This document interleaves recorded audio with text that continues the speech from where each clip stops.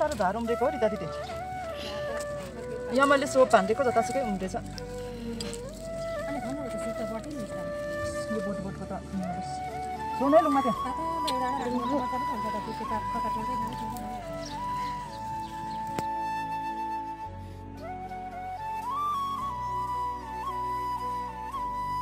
परेर रिता दिदी सबै बोट हल्यो हो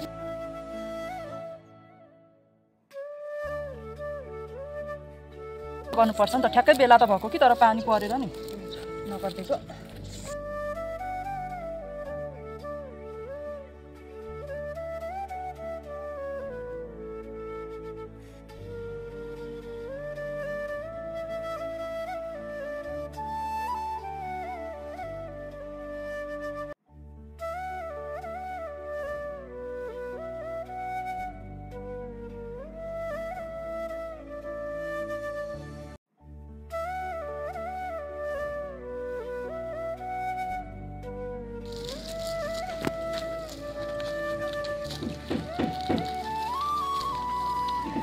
झार चाहिँ कति उम्रेको छ अब सोध्दा सबै लानुहुन्छ त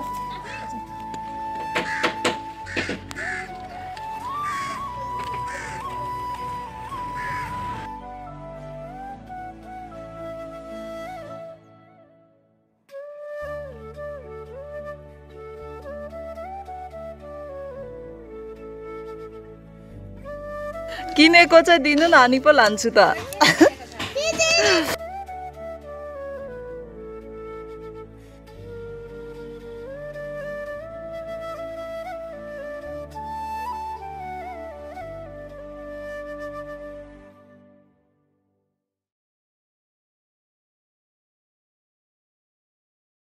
यहाँनिर चाहिँ मैले सोप छरिदिएको थिएँ साथीहरू सोप पनि उम्रेको रहेछ हेर्नुहोस् त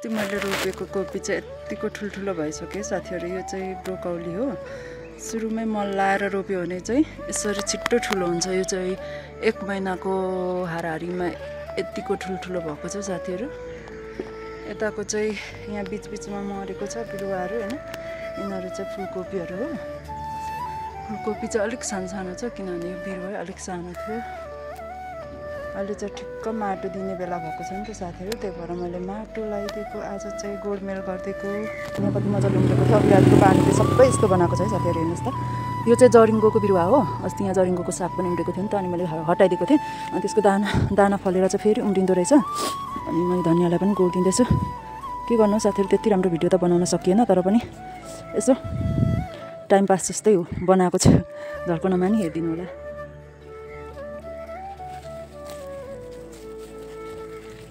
यही कति ठुलो छ क्या यो जरिङ्गो भनेको यही हो है साथीहरू औषधि पनि हुन्छ भन्नुहुन्छ माथि हाम्रो गाउँमा पनि छ क्या यसको बोट चाहिँ यो अस्ति नै मैले यति छोटै भए पनि उखालेर धनियाँ चाहिँ खाइ पनि सकेको छौँ अचार यतिकै टाइम पास के गर्दै बस्नु भनेर यतिकै थोरै खाली ठाउँ छ यसमै मैले सब्जीहरू केहरू लगाएको छु नि त धनियाँहरू अनि कन्टेन्ट पनि यहीँ मिलिरहेछ यस्तै छ मेरो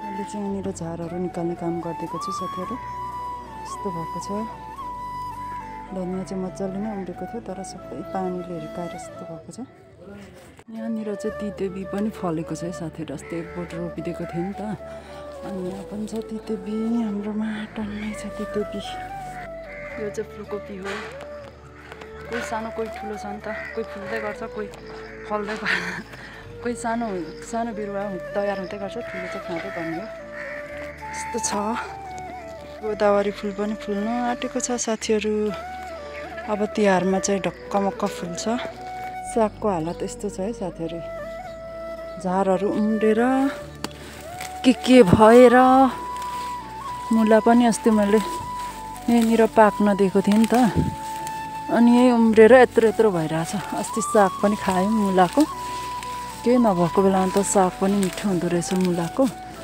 जारहरू निकालिदिनु पर्यो। यस्तो छ, यस्तो झोडी भएको छ। यो खासमा चाहिँ यो साग चाहिँ मैले क्या यो चाहिँ यो कृषिको बिउ हो, ढिलो फुल्छ। त्यति राम्रो त छैन तर ढिलो फुल्छ। यो चाहिँ लट्टेको साग हो साथीहरू। यो हिउँदोमा पनि हुन्छ नि, यसलाई यस्तरी फुल्न चाहिँ दिनु हुँदैन क्या। यस्तोहरू चाहिँ चिमोटेकै गऱ्यो भने होइन, यसको साग चाहिँ जहिले खान मिल्छ है। साग निस्किरहन्छ नि त यसको। यसरी यो फुल चाहिँ चिमोटिदिँदै गर्नुपर्छ।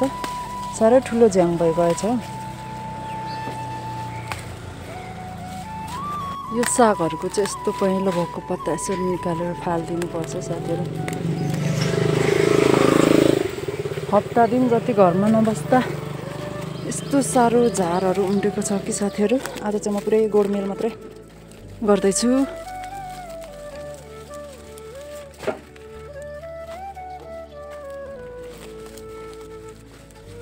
अब यो मेरो कुखुराले खान्थ्यो यो झारहरू। कुखुराहरू पनि अब अहिले छैन नि त।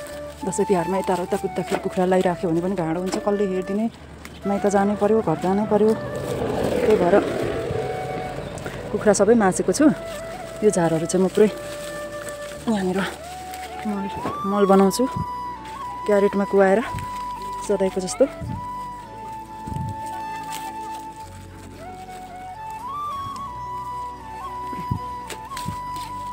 यसरी जम्मा गरेँ।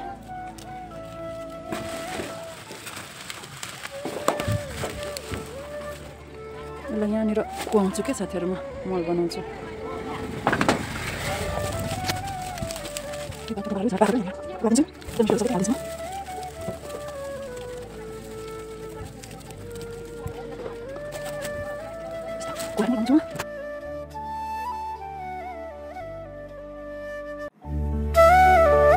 मजाले झारहरू चाहिँ निकाल्दै यहाँ बिचबिचमा चाहिँ पानी धेर भएछ। सागहरू पनि यो चाहिँ यस्तो फ्लावरको बिरुवा हो साथीहरू। यस्तो मैले यहाँनिर सारेर राखेको थिएँ, पानी धेर भएर होइन यसको हालत भइरहेछ। यसलाई पनि कोपीको भित्र भित्रमा सारिदिनु पऱ्यो।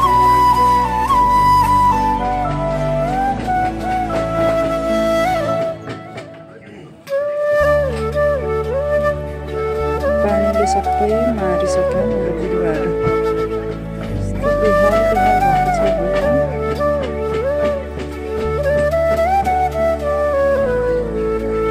यस्तो भइरहेछ क्या सबै पानीले पिसेर।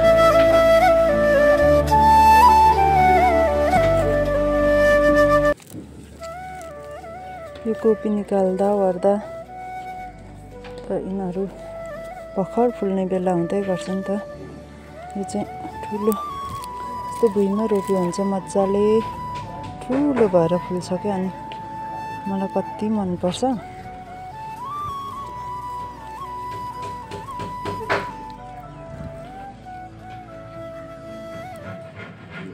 यहाँ पनि पानीले हिर्काएर मार्ने हो कि डर लागिराखेको छ।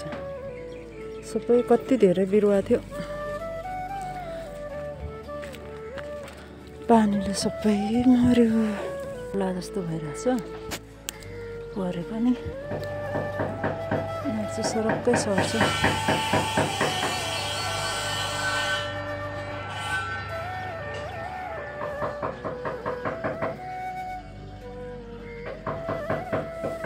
यस्तो गरेर अलिक थिचिदिनु पर्यो। पानीले उखालिन्छ भनेर अलिक थिच्दैछु साथीहरू चाहिँ यस्तो गरेर।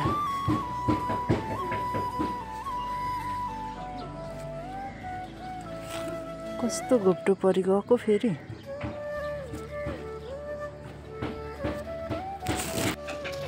यहाँनिर चाहिँ म घन्टी फुल त सारिदिनु पऱ्यो। गाउँदेखि ल्याएको फुलहरू सार्नुपर्ने सारेको छैन।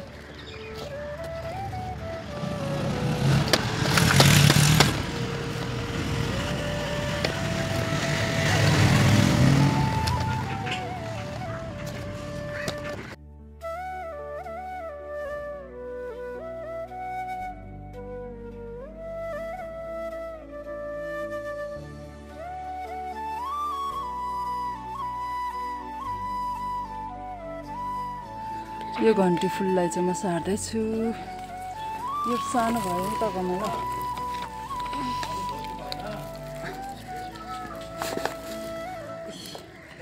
यस्तो भएको छ।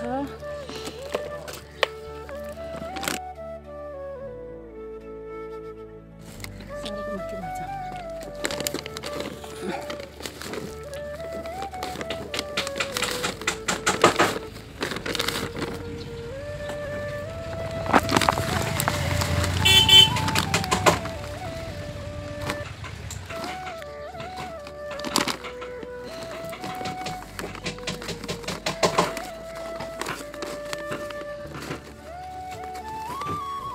यहाँनिर चाहिँ डक्टर रोपेको थियो। डक्टरहरू चाहिँ मरेछ नि त। ओए अनि कति छिटो मक्केको यो प्लास्टिक भने अनुहारतिर पो आएको डक्टर। यस्तो गरिदिनु पऱ्यो। साह्रै निहुर्यो।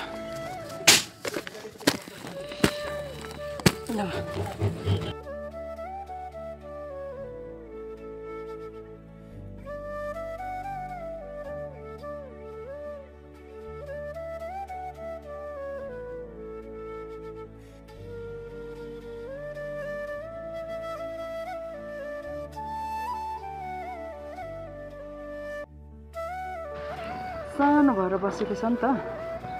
यो गमलामा चाहिँ म अर्को फुल रोप्न खोज्दैछु, त्यही भएर यसलाई निकालिदिन्छु। अब खासै नसफ्रिने पनि रहेछ। यता चाहिँ यस्तो पनि सर्छ यहाँ त। तर यो हाम्रो अलमा चाहिँ त्यति मजाले सप्रेर नफुल्ने हो।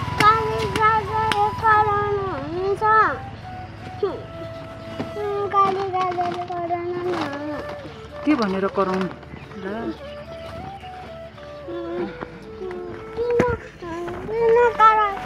बाबा हुनुहुन्छ त त्यहाँ, बाबालाई भन्नु न।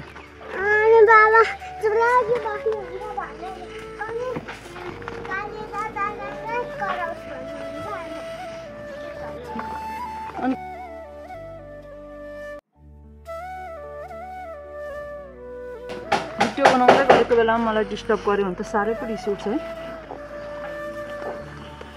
कस्तो बुरुरु माटो चाहिँ दामी भएको छ यस्तो।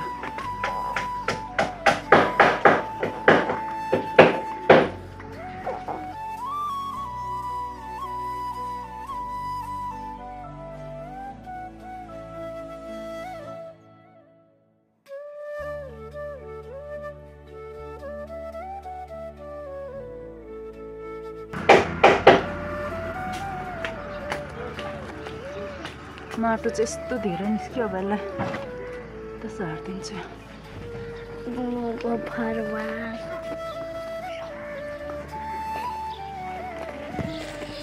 यसमा माथिबाट ल्याएको प्लान्ट त सारिदिन्छु कि।